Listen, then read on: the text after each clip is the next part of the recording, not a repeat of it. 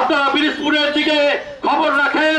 এখানে লুটপাট, চাঁদাবাজি এবং অন্যান্য ধর্মের লোকদের উপরও লক্ষ্যে আজকের এই মানববন্ধন। আমি মোহাম্মদ বাহাদুর হোসেন, পিরিজপুর জেলা যুব দলের সাবেক। এরপরে আপনারা বিভিন্নভাবে লেখালেখি করবেন।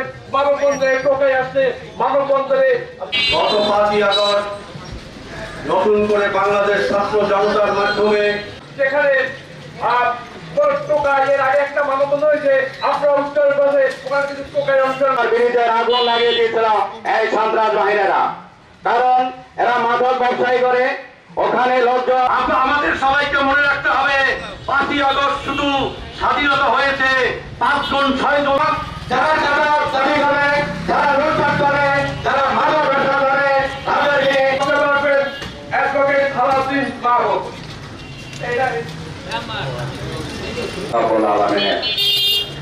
আজকের পিরিজপুর কানক্লাব রোডে ভাই উপস্থিত আছেন 7 নং ওয়ার্ডের কমিশনার।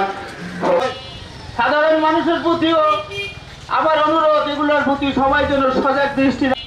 আমাদের আজকের এই মানববন্ধন কারো ব্যক্তিগতভাবে নয়, আমরা এই মানববন্ধন করছি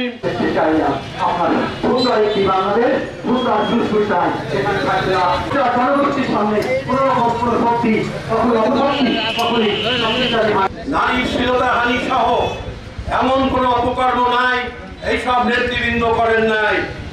এক সময় 5ই আগস্টে সুশাসন থাকতো, তাহলে আজকে এখানে দাঁড়াতে হতো না।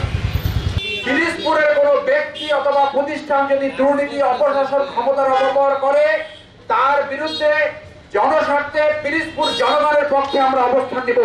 আমি এই প্রোগ্রামের মধ্যে আহ্বান জানাবো, যারা গত 15 বছর বিভিন্নভাবে নির্যাতনের শিকার হয়েছেন, ভয়ে আইনগত ব্যবস্থা নিতে পারেন নাই, আসেন।